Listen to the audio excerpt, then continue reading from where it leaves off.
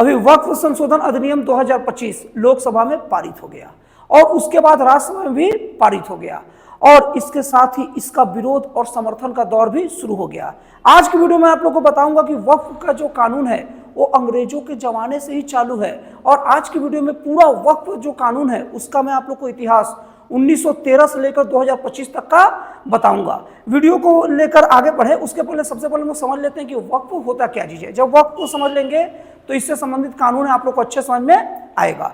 वक्फ का मतलब होता है कि इस्लाम जगत की ऐसी एक दान की व्यवस्था जिसमें कोई भी दान उसके धार्मिक, सामाजिक या परोपकारी कार्य के लिए दिया जाता है और इसी से संबंधित शुरू में तो वक्फ ऐसे ही चल रहा था, लेकिन जब इसमें विवाद बढ़ा तब सरकार को ऐसा लगा कि इससे संबंधित कानून बनाना चाहिए और इसी के संबंध में पहला कानून अंग्रेजों के जमाने में ही 1913 में मुसलमान वक्फ वैधीकरण अधिनियम के नाम से बनाया गया। इसके तहत यह व्यवस्था की गई कि कोई भी मुस्लिम व्यक्ति अपने वंशज या अपने बाद के परिवार के लिए संपत्ति को वक्फ कर सकता है जिसमें उसके वंशज या उसके परिवार को लाभ हो, लेकिन इसमें शर्त ये रहेगी ना कि इसका अंतिम उपयोग जन कल्याण के लिए होगा।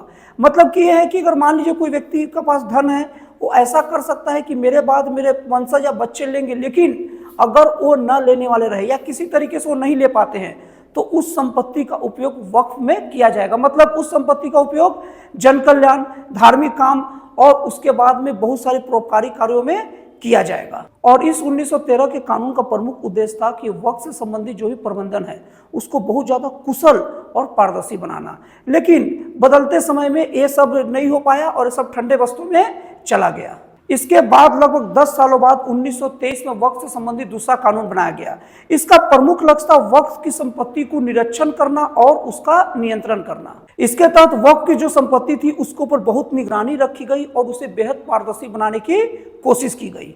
इसके तहत वक्फ की संपत्ति का पंजीयन अनिवार्य कर दिया गया। मतलब अब उसको रजिस्ट्रेशन करवाना है आपको, तभी वक्फ की संपत्ति मानी जाएगी। और इसके साथ मुतवल्ली है, मुतवल्ली मतलब वक्फ का जो प्रबंधक जो होता है ना, जो मैनेजर होता है उसको मुतवल्ली बोलते हैं। तो जो मुतवल्ली है उसको ये बात कहा गया कि वक्फ में जो आय होगा, जो व्यय होगा और इसका पूरा का पूरा जो भी इधर उधर का लेखा जोखा होगा सब कुछ आप तैयार रखोगे और उसके बाद में जब भी मांगा जाएगा दोगे। और इसके साथ में ये भी कहा गया कि मुतवल्ली अगर कोई भी अगर लेखा जोखा में गड़बड़ी करता है या ठीक से अगर ब्यौरा नहीं दे पाता है तो उसके खिलाफ कानूनी कार्रवाई भी किया जाएगा।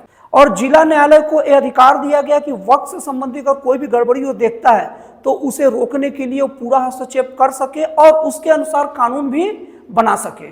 और लेकिन ये भी कानून कोई कारगर साबित नहीं हुई और समय के साथ वक्फ की संपत्ति का दुरुपयोग का शिकायत बढ़ते चला गया और उसके बाद हमारा देश आजाद हो गया। इसके बाद 1954 में आजाद भारत का पहला वक्फ अधिनियम 1954 पारित किया गया। इसका उद्देश्य वक्फ की संपत्ति का बेहतर प्रशासन, प्रबंधन और संरक्षण देना था और इसने मुसलमान अधिनियम 1923 का स्थान लिया और वक्फ को जो बहुत ही ज्यादा संगठित और पारदर्शी बनाने का काम किया। इसका प्रमुख प्रावधान था वक्फ बोर्ड का सर्वेक्षण किया जाएगा। इसके लिए वक्फ सर्वेक्षण आयोग WSC का गठन किए जाने का प्रावधान किया गया और इसमें पंजीयन को पूरी तरीके से अनिवार्य कर दिया गया। लेकिन इसकी बहुत सारी आलोचनाएं हुई। इसमें आलोचना का सबसे प्रमुख आधार यह है कि इसमें वक्फ बोर्ड को, राज्य वक्फ बोर्ड आयोग को बहुत ही कम शक्ति दी गई थी, इसलिए ये भी ढुलमुल चलते रहा। लेकिन समय के साथ इसमें बहुत सारे संशोधन किए गए। इसका पहला संशोधन 1964 में हुआ, दूसरा संशोधन 1969 में हुआ, तीसरा संशोधन 1974 में हुआ और उसके बाद अगला संशोधन 1984 में हुआ। और 1984 में राज्य वक्फ बोर्ड आयोग के साथ साथ केंद्रीय वक्फ परिषद का गठन किया गया। अब 1995 में वक्फ के जो कानून है ना उसमें निर्णायक मोड़ आ गया। सबसे पहले तो 1954 में जो वक्फ अधिनियम 1954 और उसके बाद जितने भी संशोधन हुए थे 1964, 1969, 1974 और 1984 को समाप्त कर दिया गया और इसके साथ ही साथ वक्फ बोर्ड को एक न्यायिक शक्ति दे दी गई। इसके तहत वक्फ न्यायाधिकरण का गठन किया गया जिसे वक्फ ट्रिब्यूनल भी कहते हैं और इसको सिविल कोर्ट के हस्तक्षेप से मुक्त रखा गया। मतलब कि अगर कोई भी व्यक्ति अगर वक्फ के अगर संपत्ति को लेकर कोई विवाद होता है तो वो सिविल कोर्ट में नहीं जाएगा। आप लोगों को बता दूं कि हमारे देश में 2 प्रकार के मुकदमे होते हैं, एक फौजदारी होते हैं, एक दीवानी मतलब एक सिविल होते हैं। संपत्ति को लेकर जो भी मुकदमा होता है वो सिविल में जाते हैं, और वक्फ की संपत्ति से लेकर कोई भी अगर मुकदमा होगा तो सिविल कोर्ट नहीं जाएगा, वो सीधे वक्फ ट्रिब्यूनल में जाएगा। मतलब जो वक्फ जो बोर्ड है उसका खुद से एक अलग उनका न्यायालय हो गया।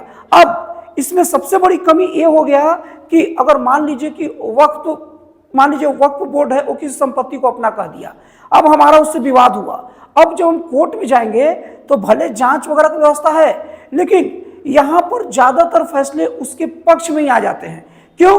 ये तो बात वही हो गया ना कि जिससे हमारा विवाद हो रहा है उसका फैसला लेने का, उस विवाद संबंधित अधिकार भी उसी के प्रमुख को दे दिया गया। इस तरीके से ये विवाद जन्म लिया और ये कई दिनों से विवाद चलता आ रहा था। इसके बाद वक्फ अधिनियम 2013 आया। इसके तहत ये व्यवस्था कर दी गई कि कोई भी मतलब संपत्ति देने के लिए कोई किसी को भी प्रैक्टिसिंग मुस्लिम होने की जरूरत नहीं है। मतलब कि प्रैक्टिसिंग मुस्लिम आप लोगों को बता दो किसको कहते हैं, ऐसा कोई भी मुस्लिम जो इस्लाम धर्म के साथ 5 साल बिताया हो। मतलब कि ऐसा है कि पहले मतलब 2013 से पहले ये था कि कोई भी मुस्लिम वही वक्फ में दान कर सकता है जो 5 साल कम से कम इस्लाम कबूलने के बाद मुस्लिम रहा हो, और नहीं तो पहले से मुस्लिम रहा हो। और लेकिन 2013 में व्यवस्था कर दी गई कि आपकी जरूरत नहीं है, आज इस्लाम कबूलो और कल ही आप दान कर दो। इसके साथ साथ 2013 में ये भी व्यवस्था की गई कि वक्फ के जो बोर्ड होंगे उसके मेंबर में 2 कम से कम महिला सदस्य रहेगी। और इसके साथ ही साथ 2013 के कानून में ये भी वक्फ में निर्णय किया गया कि इसमें लीज पर जो जमीन दी जाएगी वो 3 साल की जगह पर 30 साल तक दी जा सकती है। अब इसके बाद आया वक्फ संशोधन अधिनियम 2025। अब इसके तहत बहुत सारे फैसले किए गए और जिसको लेकर विवाद और समर्थन का दौर चल रहा है। इसमें सबसे पहले तो यह किया गया कि वक्फ की जो भी विवादित संपत्ति है जिसका निर्धारण नहीं हो रहा है तो उसका निर्धारण सरकार करेगी कि एक किसकी संपत्ति मानी जाएगी। और उसके बाद में वक्फ की जो संपत्ति है उसका डिजिटलीकरण किया जा रहा है। डिजिटलीकरण का मतलब ये होता है कि अब कंप्यूटर में, इंटरनेट में साफ साफ डाला जाए कि वक्फ की इतनी संपत्ति है। अगर वहां पर नहीं, डिजिटलीकरण नहीं हुआ या प्रमाणीकरण नहीं हुआ तो वो वक्फ की संपत्ति नहीं होगी। अब इसमें एक चीज और किया गया, 2013 में जो प्रैक्टिसिंग मुसलमान होना जरूरी नहीं था वक्त में दान करने के लिए, फिर से व्यवस्था कर दिया गया कि आप प्रैक्टिसिंग मुस्लिम आपको होना जरूरी है, तभी आप वक्त में दान कर सकते हैं। तो इस तरीके से ये सब चीजों लेकर समर्थन और विवाद चलते आ रहा है।